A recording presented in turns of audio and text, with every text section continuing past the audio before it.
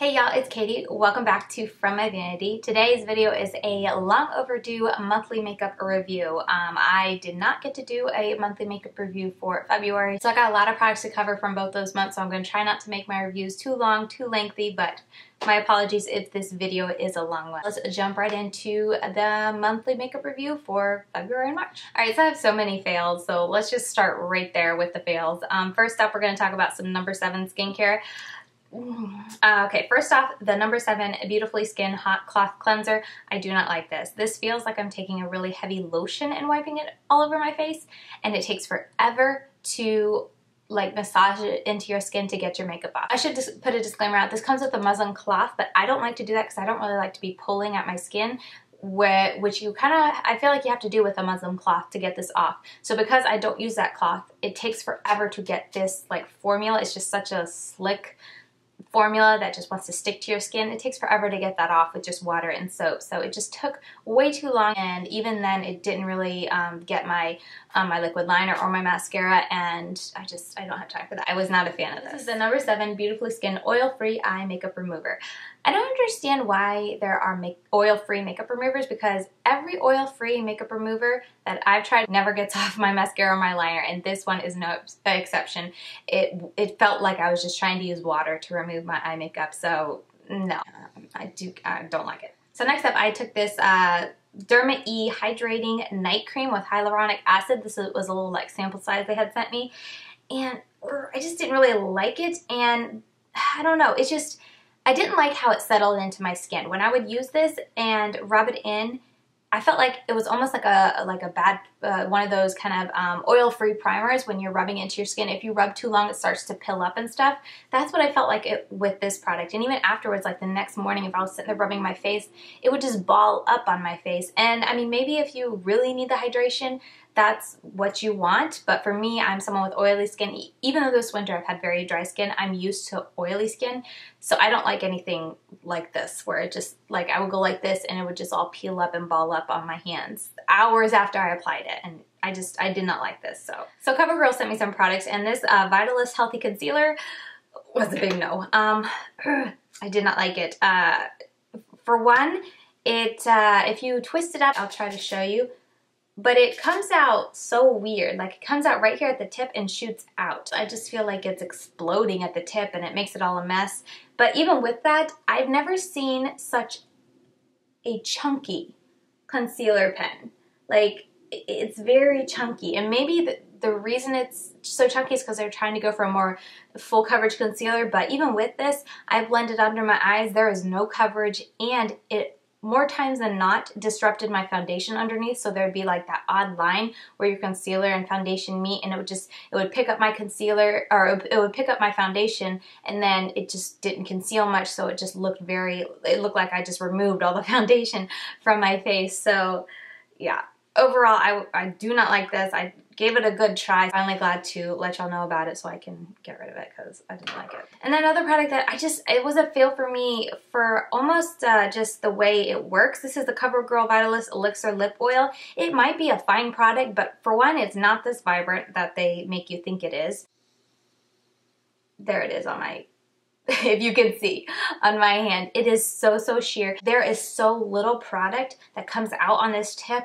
For my lips, I would be going in 5 times at least, if not 6 times, because when I'm using lip oil, I prefer, and my preference is to be very generous on my lips, because I really want to coat it and make them just feel very protective and get that oil seeping into my skin. So if I wanted to do that with this, I would have to sit there and apply it, go back in, apply it. It does not last long on the lips at all. It doesn't give you any color, and overall this is just a hard pass for me. I did not like it. So let's keep it on with this Rimmel. It's Wonder Wing eyeliner. And when I first heard about this, I thought it would be really cool, because if you see the tip gives you a section where you can stamp it on and it'll give you a wing. So when I saw that, I was like, oh, that'd be awesome for like those quick days. No. For starters, if you try to go back over it, so I would usually stamp it and then I would use the tip to like draw the rest of it. When I did that, it would pick up the product that it just laid down. It's like it dries so fast, and then if you try to go over it, it was just pick up the black that I just laid down, and it looks super patchy. And I would keep going over and over the spot to try to build it back up, and I couldn't. I tried this 3 different times, and every single time I had to go back and reach into my drawer to grab a different eyeliner because I could not make it work with this baby. So I love the concept, I love the idea, but it's just a fail for me. These Rimmel Wonder Hombres are holographic effect eyeliners, and I couldn't get it to work at all. Now maybe I'll tell you right now, I'm not good at making wing liners with gel liners. I need a liquid liner. So it was very hard to like get a nice sharp wing. I failed at that miserably, but even so, they're not very creamy or smooth. So I was like really feeling like I was pulling and dragging on my eyelid, which I don't like to do. But then even, okay, so with that aside, the colors are just too drastic. So here's the green. So that's for the darker side. And this is the other side that you're given. Like, you can barely see it.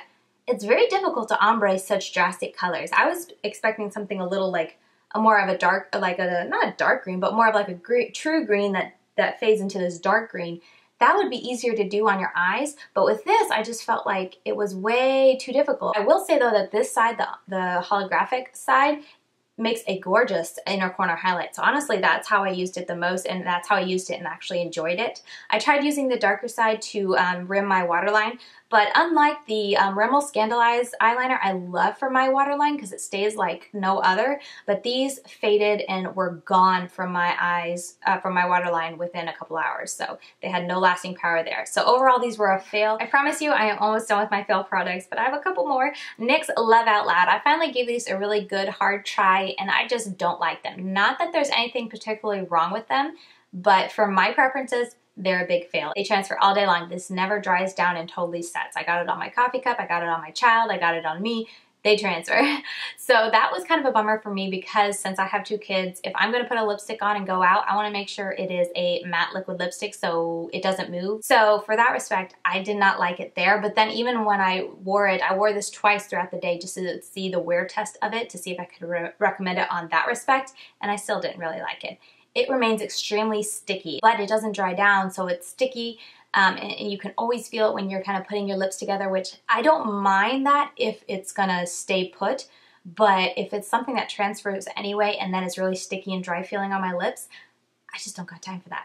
So that was another con for me, and then it just didn't wear away very nicely. I felt like it just looked it didn't have a graceful wear away time, and it just left my lips looking extremely dry and dehydrated. So overall, this was just a fail for me. It's a really pretty color. It's very nice and moussey when you apply it on the lips, but I don't like it. Let's talk about this Bad Habit Aura palette. I will say that after trying this out, I now want to get the Anastasia Beverly Hills Prism palette. I really do want to have that in my collection because the looks I created with these were gorgeous and I really love it. But this palette, I don't have time for it. It is just way too hard. This energy, this neon yellow, which I was really counting to look neon and give me that gorgeous, gorgeous neon look to my eyelid when I did a look with this, 2 hours later, it was like a muddy, kind of a patchy yellow. Like there was nothing neon about it, and I was so disappointed. So yeah, that was a big bummer, which I feel like that's a standout shade in this palette. And then overall, I created very pretty looks with this, but the deeper colors here are extremely patchy and difficult to build up. This whole formula, Bad Habits formula, I've tried 3 palettes so far, and they're darker matte formulas. Well, they're matte shades all around. They don't like to blend. Now, if you are someone who likes to spend a lot of the times blending, you're gonna totally blend the color away. And that's what I kept finding with this, especially with these vibrant shades like this. I would put that in my crease and blend, and then I would go to put another color on my outer corner, and that color would just totally fade. It wasn't this vibrant kind of peachy orange that I see here. If I wanted to get that true color, I had to kind of do my whole eye look, and at the very end I would take little brushes and kind of place the color where I wanted. So it takes too much work for me to get the eye looks that I want. The shimmers are okay. There are ones that if you have textured eyelids, you're not gonna like them. I am 25. I don't think I have that textured eyelids, but when I applied some of these matte shades to my eyelid with a brush, it looked like the Sahara Desert. It was just so dry and crepey, and it looked terrible. Like every kind of line and crevice in my eyelid stood out so much with these shimmers. I ended up having to put it on with a brush, and then I would take my finger and I'd almost wipe it away to smooth it out so it looked like a pretty shimmer or metallic shade and not like I'm 500 years old on my eyelids. So yeah, that was a big bummer. Again, not all of these shades are totally terrible, but overall this palette was just too difficult to work with, and I don't like it. I'm very glad I'm done with it and I don't have to test it anymore, and I do want to get the Prism palette now. I will say though that if you're someone who likes to take two shades, like you like something to warm up your crease and then something to put all over your lid, I think these Bad Habit palettes would work for you. But if you're someone who enjoys like building up colors, you want these very vibrant colors, you like playing around with your makeup and put on more than two shades, it's just not very friendly, put it that way. So this was a fail for me. Another fail for me is the Bad Habit Retro Love palette. Now at this time I should have already put up my Duper Dead You Be the Judge video. I will link it up here so you guys can go check it out. I did a side-by-side tutorial with the Subculture and the Retro Love palette so that you guys could determine if you think it is a dupe. And I also did a blog post duping it out and sharing my conclusions, but I'll just, spoiler alert here, it's in my fail category. I do not like this palette. Yeah, oof, I just don't like it. The yellows do not look yellow on my eyes, and I did use them in the tutorial so you can really see. And this green hippie and pop, this gray, when you blended them on your eyelid, they both look gray. Like this green, you really couldn't tell there was any kind of hint of a green there. And this color was very, just kind of would wash away easily if you blended too much. So this palette's a fail for me. Sorry, I know everyone loves those, but I don't like them. All right, I think those were all my fail products. Let's move on to some products that were just okay, and I have another Bad Habit palette, but this is actually in the okay category because I think the reason is because this palette is very mid-tone. It's supposed to go for kind of be a dupe for the Naked Heat palette, and this is the darkest shade, and it's still patchy. If you try to build it up or blend with it too much, it'll just look patchy and terrible. But since that's the deepest color, the other colors are pretty easy to use. I have this on my eyes today. I used, let's see, without blinding you with a mirror, I used this color to set and to highlight my brow bone. Use this color in the crease, this color in the crease, and then I put this color all over the lid. And I kept it very simple. And this shade was a shimmer that I was actually very smooth when I applied it with my brush. Didn't look chunky, and I didn't look like I was 200 years old. So I really appreciated that. So it's just a little hit and miss, but this one out of the three that I've tried so far, it has been the best one so far, and it is just okay. I feel like you can't get very many looks with this palette, and that's the same story with the Naked Heat. I didn't buy the Naked Heat because I looked at it and was just like, I can't create a whole lot of different looks. I don't want it, so I mean, that's why I didn't buy it, and this one, it proves to me that I made a good decision not to buy it because it's not one I foresee myself grabbing for often. So the formula is, like I said, a little bit better because there's not a whole lot of dark shades that you have to work with, but overall this palette was just okay. Let's just keep on with the palettes. I have Urban Decay's Distortion Palette. This palette is really nice and I do like it, but I put it in my okay category because I feel like I have to have another palette to enjoy working with this, if that makes sense. I really like these shades up here. They were fun, but there's only really a black to work with in this palette. And I feel like for me, I don't know, I created some looks like using these two shades and these two shades. These two shades I used for a look and I did not like it at all. I'll link it up here. It was my Project Panning finale and intro. This just looked really patchy. I was editing that video and I just did not like it. And then this was basically non-existent. It was more like fair and harder to see than these. And these are meant to be kind of like transformer shades, like very sheer, and they just give you that transforming color when you look at it in different lightings. This was just terrible in my opinion. So I don't know, it's an okay palette, but I feel like I have to have another palette to use with it to really enjoy using it, and it's just okay. Honestly, after using it, these are my favorite color or favorite shadows to use in here because you can take any look and then pop one of those on the eye and it just takes it to the next level. I feel like you really don't need these other colors in there, if that makes sense. But overall, it's a nice palette. The quality is okay. It's an okay selection. I love the packaging. But I don't envision myself reaching for this very much now that I've reviewed it unless I'm wanting to use this bottom row here. So that's why I just put it in my okay category. So next up I have the Butter London. This is a Glaze-In Face Glow and it's supposed to be an illuminating face primer, but it's a very weird primer. When you put it on your face has a red iridescent shift to it. And I just don't want that. I would always use this with a very like full coverage foundation because I didn't want that red, shifty, glittery mess showing through. And then since it was full coverage, it kind of defeated the whole point of a luminizing primer. So I don't have a whole lot of experience with luminizing primers, but I didn't really enjoy this formula just because of the glitter you would see on your face and then the red iridescent shift that your face have. I just thought it was weird, and I didn't notice it making my foundation look any nicer, and I didn't enjoy the glitter chunks like I said. So overall, this is a fail. I don't know why I put it in my okay category. This is a fail for me. I'm sorry. Another fail, but I think that's the last one, I promise. So yeah, I didn't enjoy this. So next up I have Woosh Beauty. Next up I have Woosh Beauty. That is very difficult to say, Woosh Beauty. I feel like I say that every time. It is their face palette, and this is a really, really cool palette. Now here's what it all looks like. I feel like I'm just gonna blind you, but basically this is a palette that gives you, let's see, 4 eyeshadows, 2 concealers that they give you a little cover to put over it so it doesn't dry out, 2 face powders, what do they call these? 2 contours, I don't know about contour, 2 blushes, an illuminator, and then 2 blenders, which is what they call it, but it's kind of like just face powder. And I really enjoyed this. I actually used this a full face of just this a couple days, and it is nice. If you're someone on the go, I can see you really enjoying this. This brown right here does have glitter in it, which is super disappointing, but besides that, everything else is very nice. The reason I put this in my okay category is because it doesn't hold up to my skin. The perfectors kind of would break up. I would put those under my eyes and then I spot concealed with those.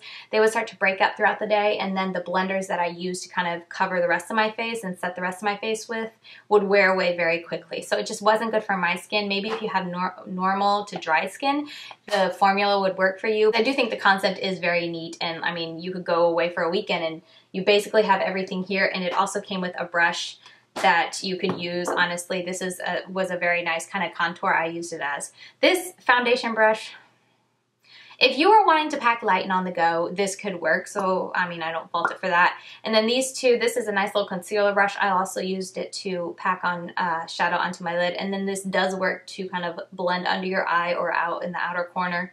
But those are only the 4 type of brushes, but they all kind of go into here. So nice and compact. I love the idea of this. It just, the formula didn't work for my skin, so it doesn't work for me. But if you don't travel a lot, you don't need this palette. Put it that way. So this is the W7 Lip Jacket lipstick sealer is what it's called. And I purchased this off of the Shop Hush app, which I can link up here. I hauled it there, but I purchased this because my mom used to have something like this that would seal our lipstick in, and on special occasions as a little girl, she would apply it for us, and I just remember like trying to hold my lips apart because it burned so much, waiting for it to dry, and then after it was dried, like I could touch my lips and it wouldn't transfer. So anyway, that's why I bought it, for nostalgia, but it actually does work fairly well. I use it now. I have it on my lips today over my lipstick, and I like it because I can lightly touch my lips and there really is no transfer. There's a hint of just a little bit of pink, but that's it.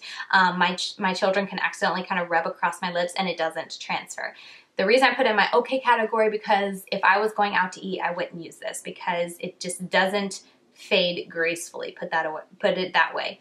It kind of balls up and chunks up on your lips if you start eating and stuff like that. So for that reason, I wouldn't wear this over a lipstick if I was knowing I was going out to eat. But for like videos here, or if I'm running to the grocery store and coming home, I've been loving this. So it has some cons, it has some pros, but overall I'm gonna keep using it. So if you're someone who hates getting lipstick on your teeth like me, or hates having lipstick smear all over your face from your children like me, this might be worth looking into. All right, now let's get into the favorites. I don't have too many, but they are still favorites. First is the Maybelline Super Stay Matte Ink Lipstick. I like this one just a tiny bit less than the L'Oreal Pro Matte one, which we'll get into in a minute. But this one is very nice, and it has me intrigued to try more colors. Now I had the nude one and I felt like it was a little difficult to apply and without it looking streaky, but this color was actually fairly easy and pigmented, so I do think there is a formula difference with the colors.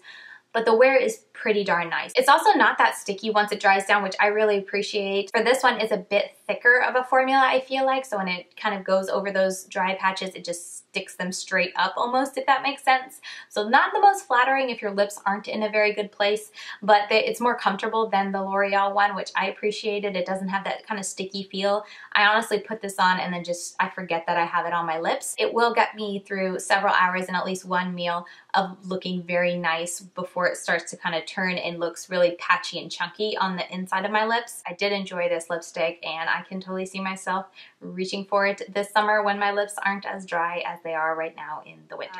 L'Oreal Infallible Pro Matte Liquid Lipstick. I really like this.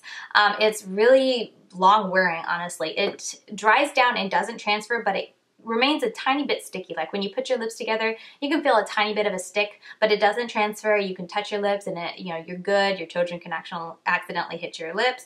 It doesn't smear all over your face, and you can eat with this. I went out to, we went to the church service in the morning. We went out to lunch. We didn't get home till like 4 or 5. We had dinner, and I went to take my makeup off at, I think it was 9 or 10 o'clock at night. And there was just wearing away at the very center of my lips. And it wasn't even that bad kind of like chunky wear away. It was more of just that kind of line of demarcation where your lips are just more, moist inside. So you get that line. It wasn't even super heavy. Like if I posted a picture on my Instagram, I can't remember if I saved it. If I did, I'll stick it here. But if I kind of smiled, like it looked like my lips were perfect from that morning. And I put this on at 10 o'clock.